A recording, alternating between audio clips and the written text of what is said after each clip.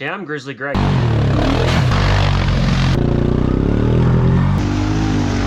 We get rowdy, like to break stuff. Whoa! Woo!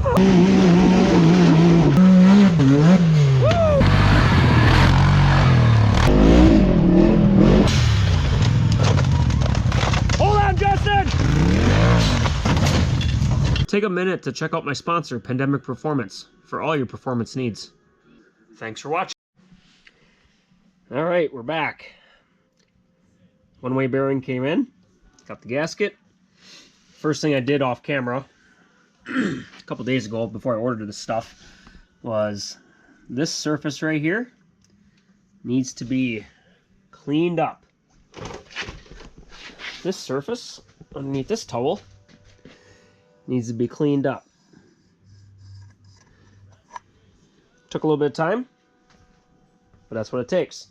That was actually the longest part of the project, is getting that gasket off. So, to start, I'm gonna take this bearing off, because this is the junk one. On these one-ways, I don't know if you guys can read that, but it says outside.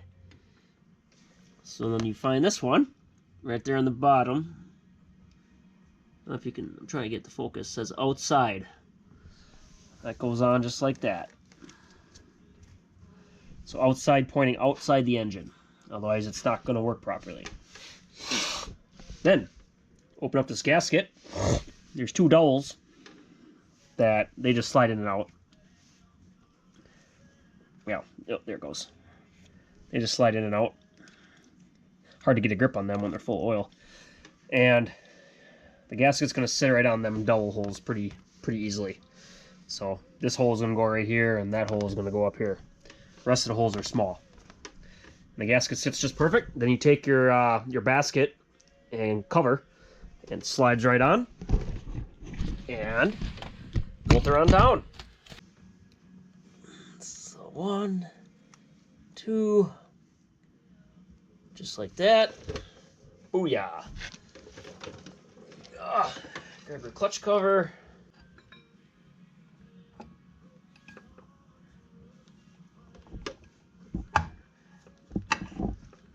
Oh, just as easy as that.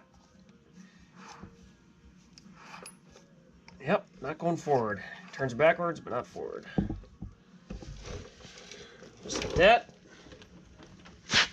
And then you grab your 8 millimeters. And they're all the same. And I think I'm right. So the two longer ones go in the double pin holes. Now, always very important when you're dealing with aluminum case, block, aluminum housings, steel bolts. Make sure you get them started by hand first before you start going to town on the impact gun. There you go. And I'm gonna be one short. Oh no, I won't be. Just roll a little further underneath the tire. There she be. Like that.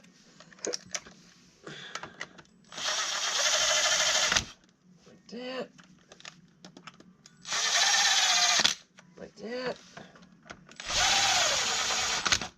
Like that. Like that.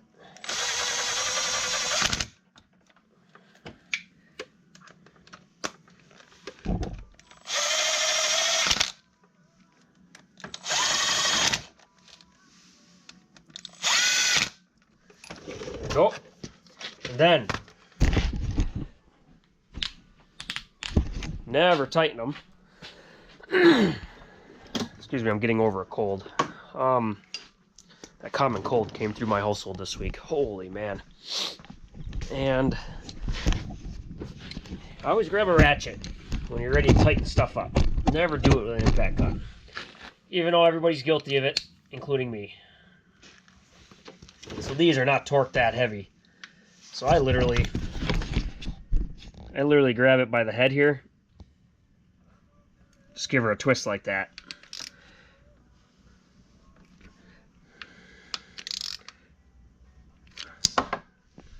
And that's not what you want to do with a socket. We'll get that out. Oop, that one didn't get snugged. There, now it did. There. That's how you get that on.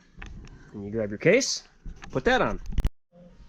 Alright, I found it easier just to take this snorkel right off. It's literally this hose clamp, and then it pops on right here. So take that off so it's out of your way. Get all these on. I just take my extension and I start all these. Basically, I haven't used the impact gun. It's not worth it because this case will crack so easy, and you don't need these really tight because there's a really thick rubber gasket that goes around right here and then goes around the perimeter right here, so it's not necessarily needed. So I'm gonna do the same thing with the head of the ratchet and just go like this and I'm gonna tighten all them up. So there's 1, 2, 3, 4, 5, 6, 7, 8 of them, 10 millimeters. Yeah, next thing I'm gonna do is shove this bad boy on. Basically goes on that little dong. And you gotta slip that into here. Get that slipped on there.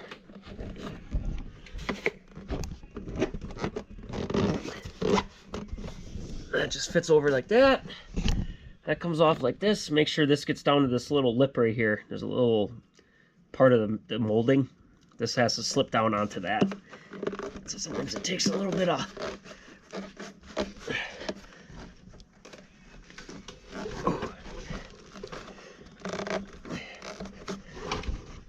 Yep, I think we're pretty much there now. Get Phillips, tighten that up. First thing would be, try not to put your greasy hands all over this surface, because that will just cause the belt to slip. Eventually it'll just wear off. But fix sheet goes on first. There you go.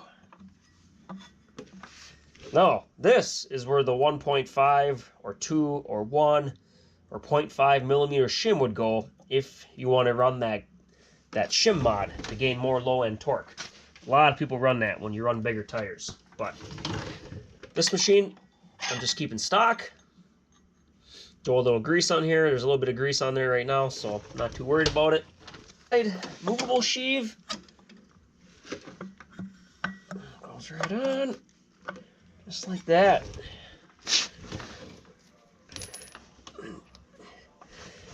Big washer, 22 millimeter nut.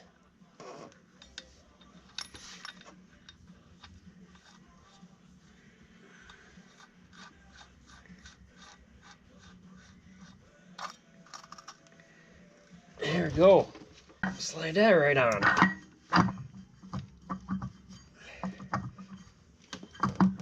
Sometimes this takes a little bit of fondling to get it to slide on. Here we go. Went quicker than it usually does. Sometimes I fiddle around with that thing for a while. So then I go get my 22 millimeter impact socket and my Milwaukee 1/2-inch drive impact gun. I put it on level 3, and I give this thing a good 8 to 10 ugga-duggas each on level 3, and then I call her good. Right here, you hold this.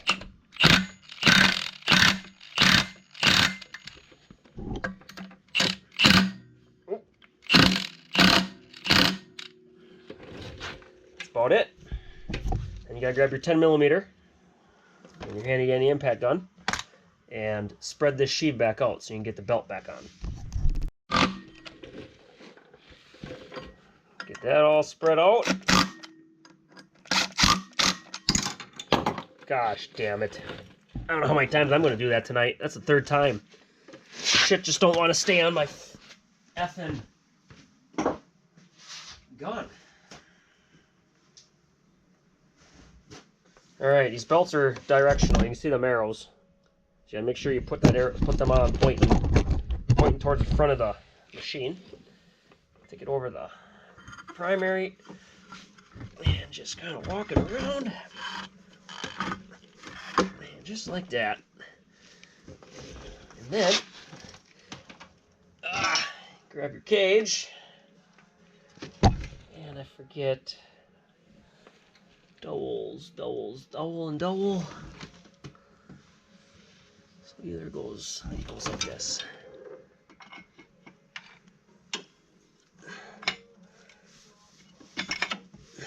Yep. Fairly confident.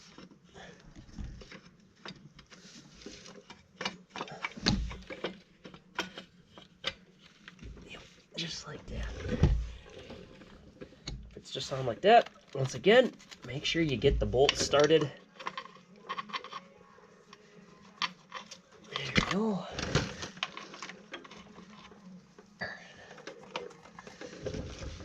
There. Then the next step is to start it up and keep it neutral and just work the belt. Make sure everything settles in good.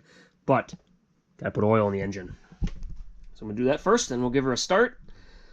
And hopefully nothing goes clank, clank, clank, clank, clank, clank, clank. All right. Put 2.1, 2.2 quarts of oil in her. Got the key on. Code 22 is on the dash. Like always, let's give her the old.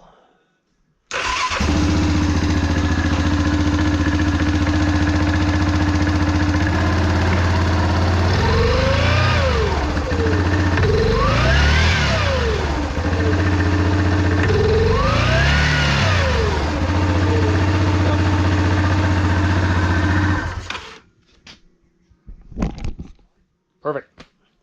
Doesn't make the clunking anymore, so that's definitely what was going out. So yeah, last step is to put the cover on and put that pin back in the brake cable here, and then you're done. So that was a two-part video of replacing your one-way bearing. Literally, if you have the bearing, it's probably a 2-hour job if you've never done it before. If you've done it before, you could even get her down to about 1 hour. And 35 to 40 minutes of that is going to be scraping gasket material off. It's just the way it goes. So, but yeah, thanks for watching. Till next time.